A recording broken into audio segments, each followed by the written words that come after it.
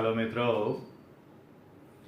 ચર્ચા કરીએ ચેપ્ટર 3 પ્રવાહ વિદ્યુતમાં એક એવા સૂત્રની કે જે સૂત્ર આનુભાવિક સૂત્ર છે. આનુભાવિકનો મતલબ એવા સૂત્રો કે જે થિયરી પરથી કે પ્રેક્ટિકલ પરથી નથી મેળવેલા, એ અનુભવને આધારે કોઈ પણ સાબિતી વગર સૂત્રો મેળવેલા છે. જે એન્જિનિયરિંગની અંદર ઘણા બધા એવા સૂત્રો છે કે જે સૂત્રો ગણતરી માટે સાચા છે, પણ એને થિયોરેટિકલી સૈદ્ધાંતિક રીતે કે પ્રેક્ટિકલી મેળવેલા નથી. આવા એક આનુભાવિક સૂત્રની વાત કરશું. તો મિત્રો, છેલ્લે આપણે ચર્ચા કરી હતી અવરોધ, અવરોધકતા, વાહકતા. તો અવરોધકતા એ પદાર્થનો જે ગુણધર્મ છે એની મારે ગણતરી કરવી છે કે ભાઈ આ પદાર્થનો એટલે કે આ દ્રવ્યનો આ તાપમાને અવરોધ કે અવરોધકતા કેટલી છે.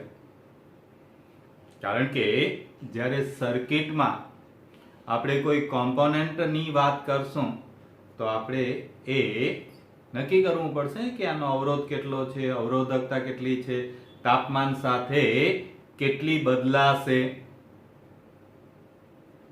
તો આગળ વાત કરી હતી કે ધાતુ પદાર્થો જે છે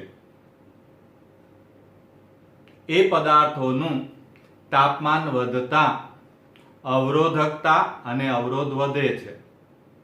કારણ સીધું સાદું છે, તાપમાન વધારતા ઇલેક્ટ્રોનની અથડામણો વધશે, અથડામણો વધશે એટલે અવરોધકતા વધશે. પણ ચોથા સમૂહના જે પદાર્થો છે, અર્ધવાહક પદાર્થો, સેમિકન્ડક્ટર્સ, સિલિકોન, જર્મેનિયમ, તો આ પદાર્થોનું તાપમાન વધારતા અવરોધકતા ઘટે છે.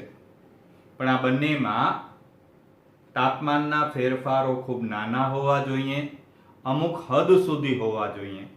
કારણ કે તમે એટલું તાપમાન વધારો કે એ પીગળી જાય, એનું સ્વરૂપ બદલી જાય, તો પછી સૂત્ર લાગુ ન પડે.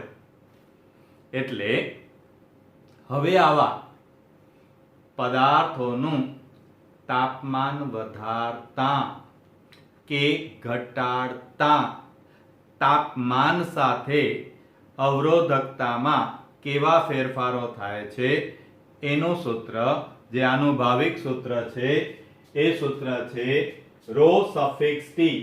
તે તાપમાને અવરોધકતા કેટલી હોય? ρ suffix 0 1 plus alpha t minus t0. મતલબ કે અહીંયા જે ρ સફિક્સ 0 છે એ ρ સફિક્સ 0 છે સંદર્ભ તાપમાન. મતલબ કે હું એમ કહું 0 ડિગ્રી થી 100 ડિગ્રી સુધી, તો 0 ડિગ્રી સંદર્ભ તાપમાન થયું અને 100 ડિગ્રી શોધવાનું છે તો એ t થયું. એવી જ રીતે ઘણા દાખલામાં આવશે 20 ડિગ્રી સેલ્સિયસ તાપમાને અને હવે 100 ડિગ્રી સેલ્સિયસ તાપમાને. તો જે નીચું તાપમાન છે એને સંદર્ભ લેવાય.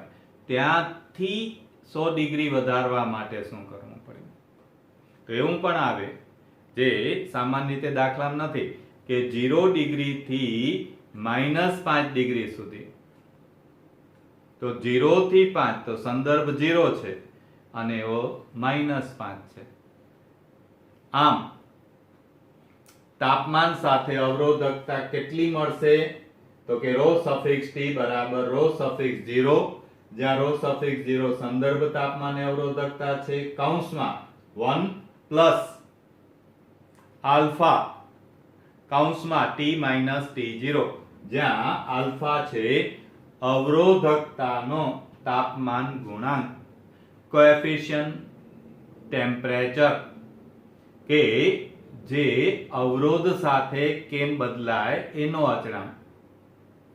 તો અહીંયા અવરોધકતાનો તાપમાન ગુણાંક, તો સૂત્ર તમે જોશો તો સૂત્ર ઉપરથી ખબર પડશે કે alpha into T minus T0 એ અચળ છે. એનો મતલબ કે આલ્ફા બરાબર 1/T, એટલે કે આલ્ફાનો એકમ સેલ્સિયસ રેઝ ટુ -1 અથવા કેલ્વિન રેઝ ટુ -1 છે. અને જૂની ટેક્સ્ટબુક નો એક દાખલો હતો ઉદાહરણનો, જે તમને MCQ માં ક્યાંક આવશે, તો એ ધ્યાન રાખજો કે આલ્ફાનું મૂલ્ય જો ડિગ્રી સેલ્સિયસ રેઝ ટુ -1 હોય તો આ તાપમાનનો તફાવત ડિગ્રી સેલ્સિયસમાં લેવો, અને જો ક્યાંક આલ્ફા કેલ્વિન ઇન્વર્સમાં આપેલું હોય તો આ કેલ્વિનમાં લેવું. આમ આલ્ફા અચળાંક છે પણ એને એકમ છે, એટલે લગભગ ક્યાંય વાંધો નહીં આવે, પણ ક્યાંક આવું ટ્વિસ્ટિંગ કરેલું હશે. એટલે એનો એકમ જોવાનો કે ભાઈ એકમ એનો ડિગ્રી સેલ્સિયસ રેઝ ટુ -1 છે કે પછી એનો એકમ કેલ્વિન -1 છે. તો જે એકમ હોય એના પ્રમાણે ગણતરી કરવાની. હવે આલ્ફા તો કે તાપમાન સાથે જે ધાતુ પદાર્થો છે એની અવરોધકતા વધે છે. હવે વિચારો સૂત્રમાં એ ક્યારે શક્ય બને? એટલે અહીંયા સાવ સહેલું છે કે ધાતુ પદાર્થો જે છે એના માટે આલ્ફાનું મૂલ્ય ધન લેવામાં આવે છે, જે તમને ટેબલ 3.1 માં આ બધા મૂલ્યો માહિતી માટે, રેફરન્સ માટે આપેલા છે. પણ એટલું તાપમાન વધવાની સાથે વધે ક્યારે શક્ય છે? જો વિચારો આલ્ફા ધન હોય તો, હવે આલ્ફા ધન હોય તો આ ઉમેરાયનો મતલબ જવાબ વધે. આમ તાપમાન વધતા ધાતુ પદાર્થો માટે ρ વધે છે, એટલે કે ધાતુ પદાર્થો માટે ρT greater than ρ0. તો આલ્ફાનું મૂલ્ય અર્ધવાહક પદાર્થો જે છે, ચોથા સમૂહના પદાર્થો છે, એના માટે ઋણ લઈશું. હવે આલ્ફા ઋણ હોય તો જો વિચારો શું થાય? તાપમાન વધે તો આ જવાબ વધે, પણ માઇનસ થાય, એકમાંથી બાદ થાય, અને માઇનસ થાય તો જવાબ ઘટે. એટલે કે અર્ધવાહક પદાર્થોનું તાપમાન વધારતા અવરોધકતા ઘટે છે. આમ સહેલાઈથી યાદ રહી જાય એકબીજાના સંદર્ભમાં, ધાતુ પદાર્થો માટે આલ્ફા ધન છે, જ્યારે અર્ધવાહક માટે આલ્ફા ઋણ છે. હવે અવરોધકતા એટલે ખબર છે કે ભાઈ આ સૂત્ર R બરાબર ρ L/A. હવે તમે જાણો છો કે અવરોધકતા એ લંબાઈ કે ક્ષેત્રફળ પર આધારિત નથી, દ્રવ્યની જાત અને તાપમાન પર આધારિત છે. હવે તમે આ ρ ની કિંમત મૂકો તો આ બાજુ જાય R into A/L, પણ બંને બાજુ જાય ને, આ બાજુ ને આ બાજુ, એટલે L/A બંને બાજુથી કેન્સલ થઈ જાય. એટલે કે આ જ સૂત્ર અવરોધકતા વાળું તમે અવરોધ માટે પણ સીધું વાપરી શકો કે તે તાપમાને અવરોધ કેટલો? તો કે 0 ડિગ્રી કે સંદર્ભ તાપમાને જે અવરોધ છે એ R0 કૌંસમાં 1 plus alpha T minus T0. T એટલે જે તાપમાને શોધવાનું છે તે, અને T0 એટલે સંદર્ભ તાપમાન. આ રીતે અવરોધકતા આપેલી હોય તો અવરોધકતાનું સૂત્ર વાપરવાનું, અવરોધ આપ્યું હોય તો અવરોધનું સૂત્ર વાપરવાનું. બેમાંથી તમને જે દાખલો કે એમસીક્યુ હોય એ સૂત્ર સીધું વાપરી શકો. હવે આના દાખલાને એમસીક્યુ હશે ત્યારે તમને લાંબી લાંબી ગણતરી ન કરવી પડે એટલે શોર્ટકટ તમને આપું છું, જે ખાસ માર્જિન પોઈન્ટમાં લખી રાખજો, તમારી મહેનત ઘણી બચી જશે. શોર્ટકટમાં પહેલું, એક જ દ્રવ્ય હોય એટલે કે એક જ દ્રવ્ય માટે આપેલું હોય કે 0 થી 100 ડિગ્રી અને 0 થી 80 ડિગ્રી, તો દ્રવ્ય એક જ હોય તો ખબર છે આલ્ફા સમાન અથવા અચળ રહે, આલ્ફાના બદલે એક જ દ્રવ્ય માટે. હવે 0 થી 100 ડિગ્રીનો 0 થી 100 ડિગ્રીનો તફાવત હોય તો આપેલ T ડિગ્રી તાપમાને શોધવાનું છે કે ભાઈ 0 થી 100 ડિગ્રી માટે અવરોધ કે અવરોધકતા આટલી બદલે છે, તો આ તાપમાન તો કે એ શોધવું છે T. તો T તાપમાન માટે બરોબર, અહીંયા કેપિટલ T ની જગ્યાએ મેં સ્મોલ t લખ્યો છે. ઈ કેપિટલ T લ્યો કે small t, T means temperature not time. એટલે તમને સૂત્ર મળશે T બરાબર RT minus R0 છેદમાં R100 minus R0 ગુણ્યા 100. જ્યાં RT તે તાપમાને અવરોધ છે, R0 સંદર્ભ તાપમાને અવરોધ છે, R100 100 ડિગ્રી સેલ્સિયસ તાપમાને અવરોધ છે, અને આ ગુણ્યા 100. એટલે તરત એક જ સ્ટેપમાં તમને ઈ તાપમાન મળી જાય. બીજું શોર્ટકટ છે, સંદર્ભ તાપમાન આપેલ ન હોય, બસ, અને એમાં બહુ લાંબી રીત થાય છે. સંદર્ભ તાપમાન આપેલ ન હોય અને T1 થી વધીને T2 તાપમાન થાય કે ભાઈ 80 ડિગ્રી થી 100 ડિગ્રી થાય છે, ત્યાંથી સંદર્ભ નથી આપેલો, તો ખરેખર રીતમાં પહેલા કોઈ સંદર્ભ તાપમાન લઈને એક સૂત્ર, પછી બીજું એ જ સંદર્ભ તાપમાન લઈને બીજું સૂત્ર, પછી ગુણોત્તર અને ઘણી બધી ગણતરી કરવી પડે. એની જગ્યાએ તમે આ સૂત્ર શોર્ટકટમાં યાદ રાખો તો સાવ સહેલું થઈ જાય કે T2 minus T1, T1 થી વધીને T2 તાપમાન એટલે T2 minus T1 બરાબર R2 minus R1 છેદમાં R1 into 1 upon alpha. અને આમ પણ યાદ રહી જાય, આલ્ફાનો એકમ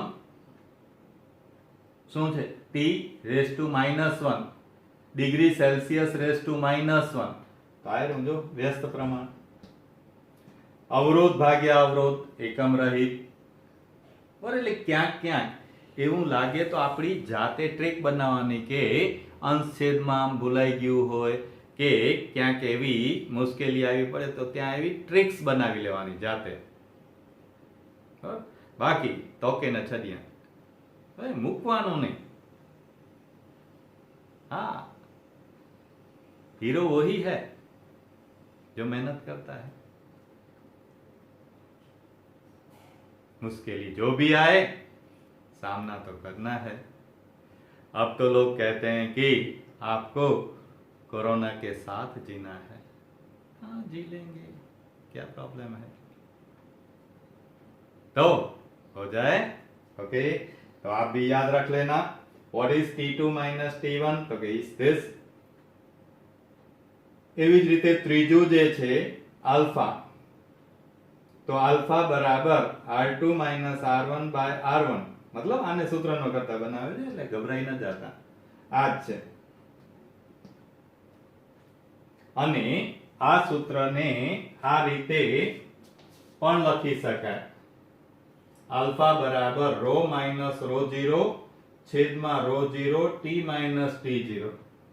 પણ ખરેખર આ સૂત્રનો ઉપયોગ કરવાનો જ્યારે થશે ત્યારે આમ થશે, એટલે આ ધ્યાન આમ રાખજો તમે. જો કૌંસમાં લખું છું આલ્ફા બરાબર 1 upon ρ0, કારણ કે એ તો સંદર્ભ તાપમાને છે એટલે અચળ હોય. હા, ડી રો બાય ડીટી.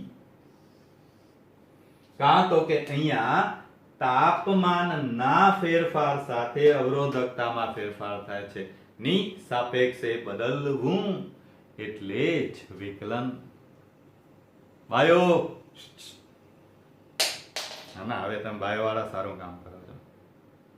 તો આ જૂની ટેક્સ્ટ બુકમાં ઉદાહરણ 7 હતું, જેમાં વિકલનનો ઉપયોગ થાય ને. વિકલન એટલે તમે આમ મેથ્સ ન વિચારો, વિકલન એટલે સાવ સહેલું છે. ની સાપેક્ષે બદલવું, ની સાપેક્ષે બદલવું એને વિકલન કહેવાય. બાકી સૂત્ર 2-3 છે, યાદ રાખો એટલે મજા આવે, મજા.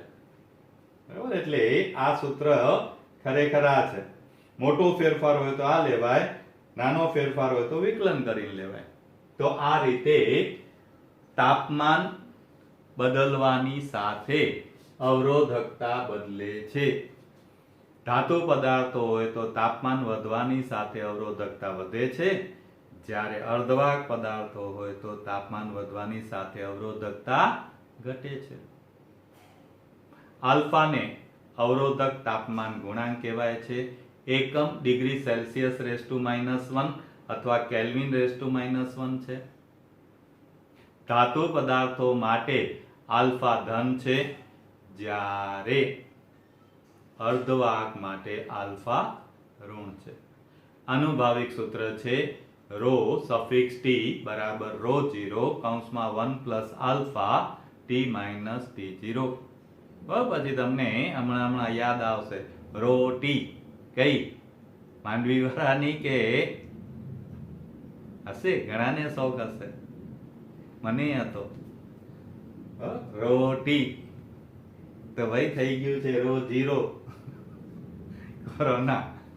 તો આ સૂત્રોને યાદ રાખીને તમારે ટ્રાય કરવાની છે ઉદાહરણ 3.3, 3.4 અને આ શોર્ટકટ થી ગેરંટીથી થઈ જશે. એની અનુરૂપ સાથે સાથે ઓબ્જેક્ટિવ. ચાલો તો નેક્સ્ટ ટોપિક 3.9. તો આ ટોપિકમાં થોડીક ચર્ચા MCQ ને લગતી વધુ હશે, એટલે સૂત્ર વાપરતી વખતે એ બહુ ધ્યાન રાખવું પડશે. તો એક સરસ મજાના ટોપિક તરફ જઈએ. 3.9 વિદ્યુત ઉર્જા અને પાવર. વિદ્યુત ઉર્જા અને પાવર. તો અહીંયા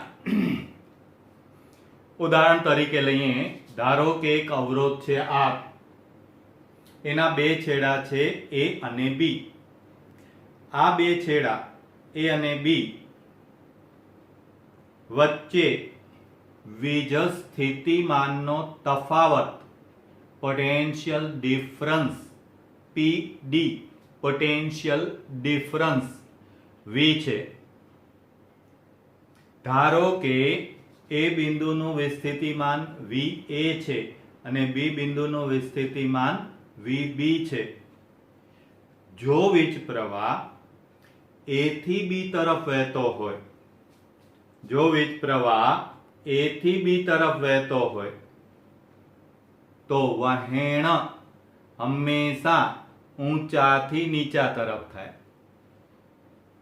એટલે આપણે જો એમ કહીએ કે વીજ પ્રવાહ A થી B તરફ વહે છે, તો એનો મતલબ થયો કે VA એ બિંદુનું વીજ સ્થિતિમાન B બિંદુના વિસ્થિતિમાન કરતા વધુ છે. VA greater than VB. આ VA માઇનસ VB એને કહેવાય વિસ્થિતિમાનનો તફાવત V. એટલે અહીંયા V એટલે વોલ્ટ નથી, V નો મતલબ છે પોટેન્શિયલ ડિફરન્સ. અને ખાસ ધ્યાન રાખજો, વીજ ચાલક બળ EMF આગળ ચર્ચા આવી ગઈ. એ EMF નો એકમ એ વોલ્ટ, જૂલ પ્રતિ કુલમ, અને વિસ્થિતિમાનનો તફાવત એનો એકમ પણ વોલ્ટ. એટલે ગોટાળો ન થાય, વોલ્ટ અરે ભાઈ વોલ્ટ કેના માટે? રૂપિયા ઓછા રૂપિયા તોય રૂપિયા થાય, એટલે વીજ સ્થિતિમાનનો તફાવત વોલ્ટ ઓછા વોલ્ટ તોય વોલ્ટ જ થાય. અહીંયા સંજ્ઞા વીજ સ્થિતિમાનના તફાવત માટે વી લીધી છે. તો વી બરાબર VA માઇનસ VB જે ગ્રેટર ધેન 0, કાં તો કે VA ગ્રેટર ધેન VB છે તો VA માઇનસ VB નું મૂલ્ય ધન આવે, એટલે આ તફાવત ધન છે. હવે આટલી વાત કર્યા પછી બે વ્યાખ્યા છે. વીજ પ્રવાહની વ્યાખ્યા અનુસાર I બરાબર delta Q by delta T અને વીજ ચાલક બળની વ્યાખ્યા અનુસાર V બરાબર W બાય Q. પણ અહીંયા ટેક્સ્ટ બુકમાં V લખ્યું છે એટલે આપણે વીજ ચાલક બળ માટે યાદ આવે તો સંજ્ઞા આવી E લેતા હતા. ઇલેક્ટ્રોમોટિવ ફોર્સ એટલે મિક્સ ન થાય, બાકી ચાલશે. W બાય Q એનો મતલબ કે થતું કાર્ય W બરાબર V ઇન્ટુ Q.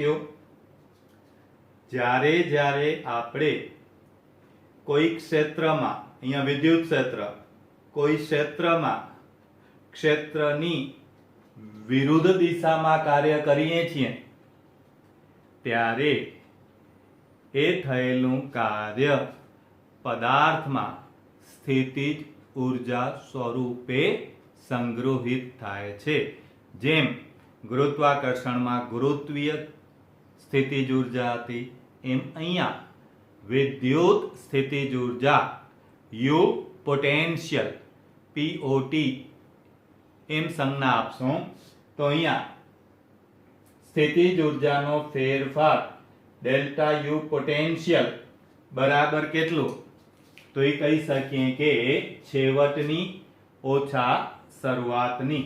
તો અહીંયા છેવટની ઓછા શરૂઆતની બરાબર, તો કે છેવટની છે ઊર્જા કેટલી? જો તો કે વ્યાખ્યા અનુસાર V બરાબર W બાય Q, માટે W બરાબર V ઇન્ટુ Q. Q ની કિંમત I ઇન્ટુ ડેલ્ટા T એટલે થઈ ગયું V. Q ની કિંમત I ઇન્ટુ ડેલ્ટા T એટલે આ થઈ ગઈ સ્થિતિજ ઊર્જા VI ડેલ્ટા T. હવે છેવટની છે તો કે છેવટનું બિંદુ છે B, શરૂઆત છે A, એટલે થશે છેવટની ઓછા શરૂઆતની, એટલે કે ડેલ્ટા Q બંનેમાં કોમન VB માઇનસ VA, જ્યાં આ સ્થિતિજ ઊર્જા માઇનસ હશે. કાં તો કે અહીંયા જ વાત કરી કે VA ગ્રેટર ધેન VB છે, તેનો મતલબ VB માઇનસ VA માઇનસ આવે, અને વાત તમને ખ્યાલ છે વિરુદ્ધ દિશામાં કાર્ય કરીએ એ સ્થિતિજ ઊર્જા છે.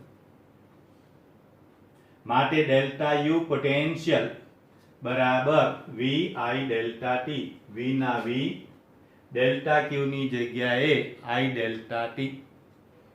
માઇનસ છે એનો મતલબ લેસ ધેન 0 આ મૂલ્ય, એટલે એમ વિરુદ્ધ દિશા માટે, બીજું કઈ નથી. હવે ઊર્જા સંરક્ષણના નિયમ અનુસાર ગતિજ ઊર્જા વત્તા સ્થિતિજ ઊર્જા બરાબર યાંત્રિક ઊર્જા અથવા અચળ, એટલે કે ડેલ્ટા K બરાબર માઇનસ ડેલ્ટા U.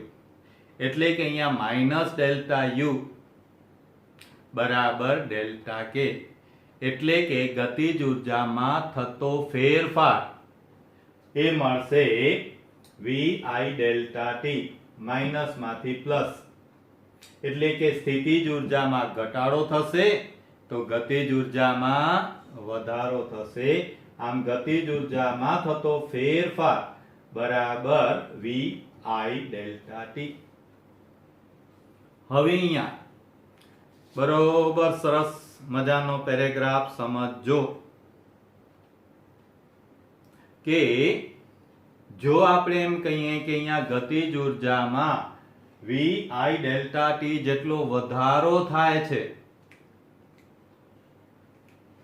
ગતિજ ઉર્જામાં વી ડેલ્ટા ટી જેટલો વધારો થાય છે, તો ખરેખર એનો વેગ વધવો જોઈએ. અને જેમ જેમ વેગ વધતો એમ ગતિજ ઉર્જા વધતી જાય, એવું થતું નથી. કાં તો કે એ વાત આપણે આગળ શીખી ગયા ડ્રિફ્ટ વેગમાં, કે જ્યારે ઇલેક્ટ્રોન વિજ્ય ક્ષેત્રની અસર હેઠળ ગતિ કરે છે ત્યારે એ આયન સાથે અથડાય છે. આયન સાથે અથડાય છે ત્યારે આયનનું દળ ઇલેક્ટ્રોનના દળ કરતા ખૂબ વધુ છે. એટલે ઇલેક્ટ્રોન અથડાઈને પોતાની ગતિની દિશા બદલે છે. અને ત્યારે આ શબ્દ આપ્યો તો કે અહીં દિશા બદલવાને કારણે વેગ બદલાય છે. એટલે પ્રવેગ બરાબર હતું ડ્રિફ્ટ વેલોસિટી ભાગ્યા બે ક્રમિક અથડામણ વચ્ચેનો સમયગાળો, જેનું અર્થ હતું રિલેક્સેશન ટાઈમ. Relaxation time. હા, તો અહીંયા કહેવાનો મતલબ કે એના મૂલ્યમાં ફેરફાર નથી થતો, દિશા બદલે છે.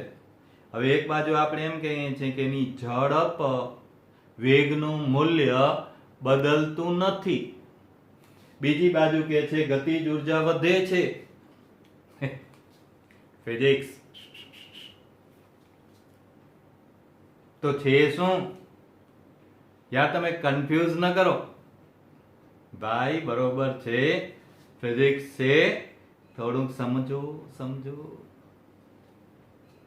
સમજને વાલે સમજ ગए, ના સમજે वो अनाड़ी है, છે ને રાજ કપૂરનું ગીત. वो चांद की रात वो तारे हसी, એમ છે બધું. वो चांद की रात वो तारे हसी, वो रात अजब की आई है, समझने वाले समझ गए हैं, ना समझे वो अनाड़ी है. આપ તો સમજદાર છો એટલે તો હવે ફિઝિક્સમાં મજા આવે છે.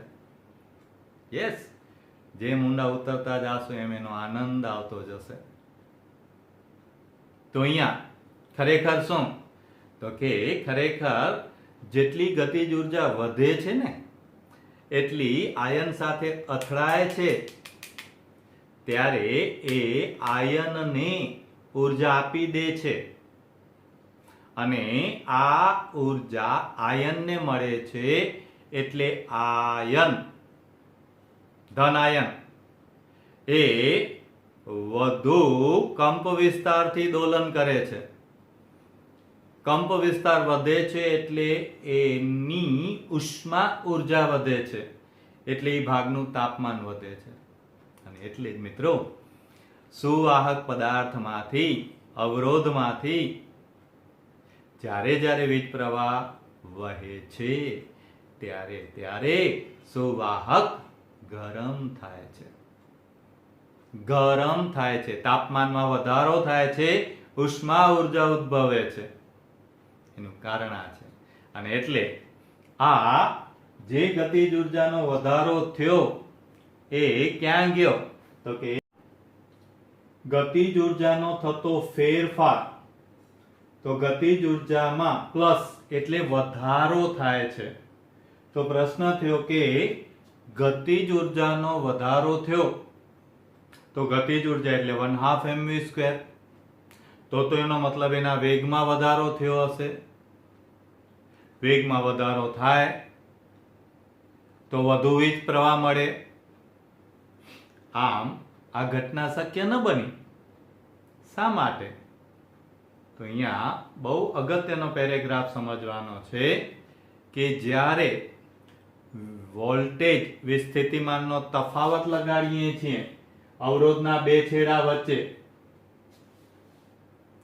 ત્યારે વીજ ક્ષેત્રને કારણે ઇલેક્ટ્રોન ઉપર બળ લાગે છે, પ્રવેગી ગતિ થાય છે. આગળ શીખવાડ્યું કે પ્રવેગી ગતિ થવાનું કારણ વેગમાં થતો ફેરફાર, પણ અહીંયા વેગનો ફેરફાર ઇલેક્ટ્રોન આયન સાથે અથડાય છે અને પોતાની ગતિની દિશા બદલે છે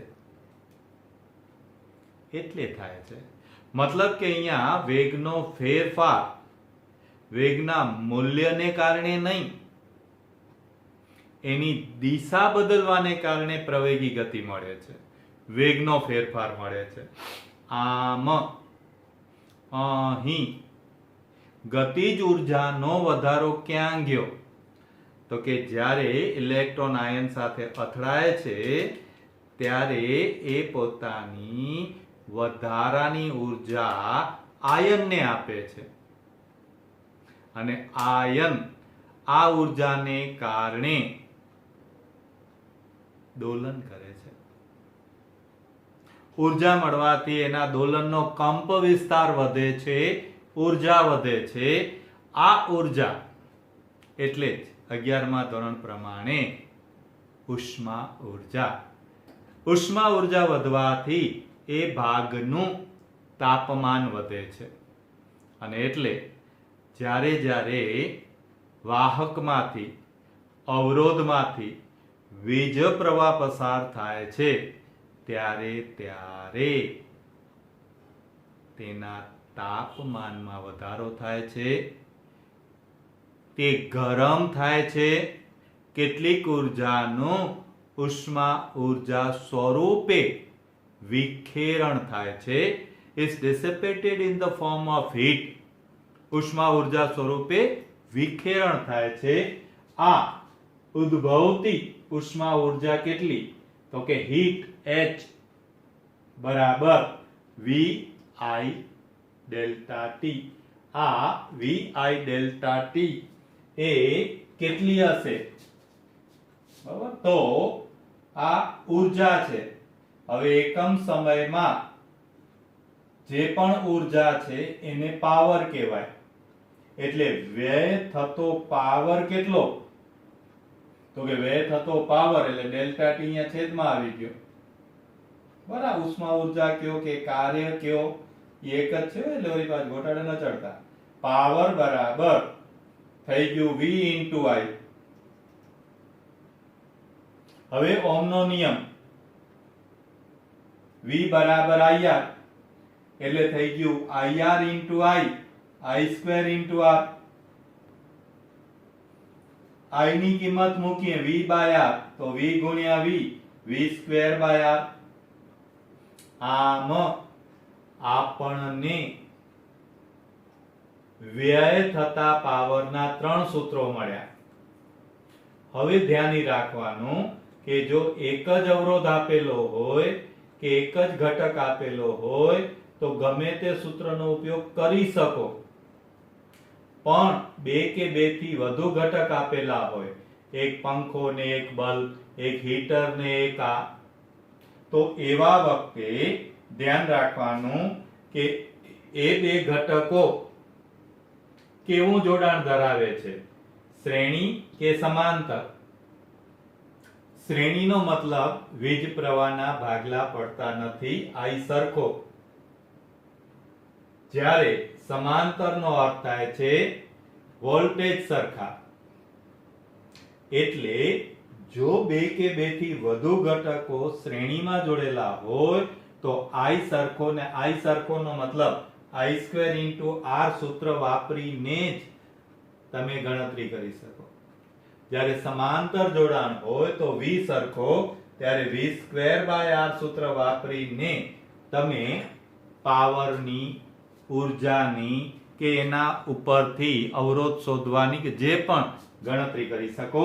એટલે અહીંયા ખાસ ધ્યાન રાખજો, શ્રેણી હોય તો I square into R સૂત્ર વપરાય, સમાંતર હોય તો V square by R સૂત્ર વપરાય. એક જ ઘટક હોય તો જે રકમમાં આપેલું હોય એના પ્રમાણે સૂત્ર વપરાય. હવે સુવાહકમાં પાવર લોસ ઉર્જાનો જે વ્યય થાય છે એને ઓહમિક વ્યય, ઓહમિક લોસ, ઓહમના નિયમ પ્રમાણેનો લોસ, એમ ઓહમિક લોસ પણ કહે છે. દાખલા તરીકે ફિલામેન્ટ વાળા બલ્બ. તો મિત્રો હવે તો આ વપરાતા નથી, પણ પહેલા આ જાતના બલ્બ વપરાતા, હજી ઘણી જગ્યાએ વપરાતા હશે. તો આ બલ્બમાં અંદર ફિલામેન્ટ હોય છે આવી રીતનો.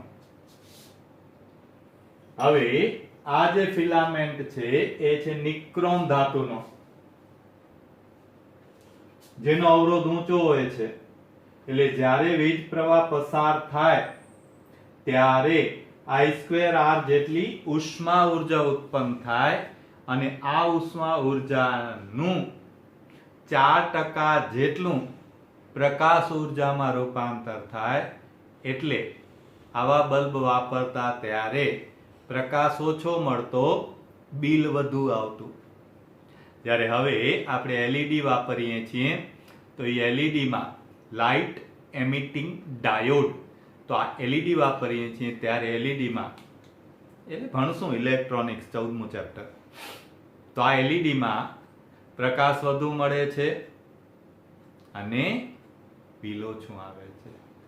એ બધી કમાલ છે ઇલેક્ટ્રોનિક્સની. 14મું ચેપ્ટર ભણશું, મજા આવશે ત્યારે. હવે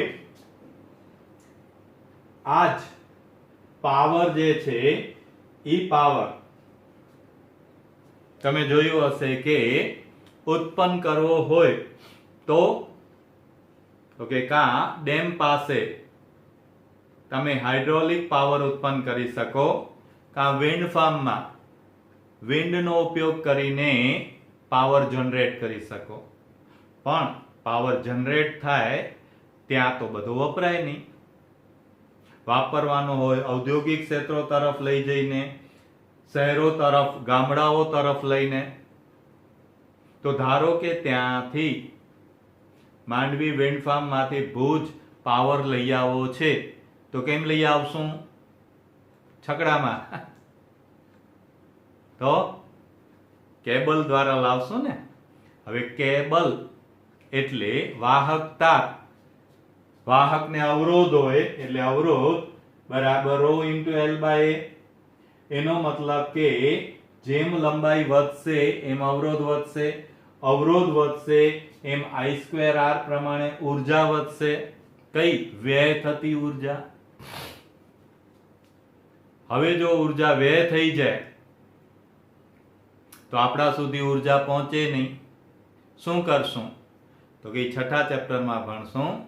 ટ્રાન્સફોર્મર નામના ડિવાઇસનો ઉપયોગ કરશું, જે ટ્રાન્સફોર્મર પાવરનો વ્યય કર્યા સિવાય ઉર્જા આપે છે. વ્યય નથી કરતો, એક ઉર્જાનું રૂપાંતર કરે છે. કેવી રીતે? તો હવે પાવરનો વ્યય થતો નથી એટલે શબ્દને સમજજો. પાવર બરાબર V × I. હવે પાવરનો વ્યય થતો નથી, મારે 1000 વોટ પાવર મોકલવો છે વ્યય કર્યા સિવાય. વ્યય નથી કરવો એટલે 1000 પાવર બરાબર V × I. એક મિત્ર મોકલે છે આ પાવર 200 વોલ્ટ અને 5 એમ્પિયરે. બીજો મોકલે છે 2 વોલ્ટ અને 1000 એમ્પિયરે. તો પાવર તો ઈ જ છે ને, 1000 × 2, સોરી 500 × 2, 500 એમ્પિયરે. અને ત્રીજો મોકલે છે ઈ જ 1000 વોટ, 2000 વોલ્ટ અને 0.5 એમ્પિયરે. 0.5 કયો કે 1/2 કયો. હવે તમે કહેશો કે આ ત્રણમાંથી કેમાં પાવરનો વ્યય, ઓહમિક લોસ ઓછામાં ઓછો હશે? તો કે અહીંયા વિચારો, I2 5 નો વર્ગ 25, I2 500 નો વર્ગ 25 ને 4 મીંડા, 1/2 નો વર્ગ 1/4, એટલે કે શબ્દ સાંભળજો, એટલે કે જો ખૂબ ઊંચા વોલ્ટેજે ટ્રાન્સફોર્મર દ્વારા આ પાવરને મોકલવામાં આવે, હાઈ વોલ્ટેજે પાવરને મોકલવામાં આવે તો પાવરનો વ્યય ઓછામાં ઓછો થાય છે, ઓહમિક લોસ ઘટાડી શકાય છે. એટલે આપણે ટ્રાન્સફોર્મરનો ઉપયોગ કરીએ છીએ, જે બે પ્રકારના હોય છે, જે આપણે ભણશું છઠ્ઠા ચેપ્ટરમાં એસી પરિપથોમાં. તો બહુ સરસ મજાનો ટોપિક છે. આમાંથી વેરાયટી વાળા એમસીક્યુ બનાવી શકાય છે. એટલે બરોબર સમજીને ટોપિક તૈયાર કરી અને ઘણા બધા એમસીક્યુ કરી નાખો એટલે કોન્ફિડન્સ આવી જાય. તો આ તો ટોપિક 3.9. ચાલો કરી લો તૈયાર.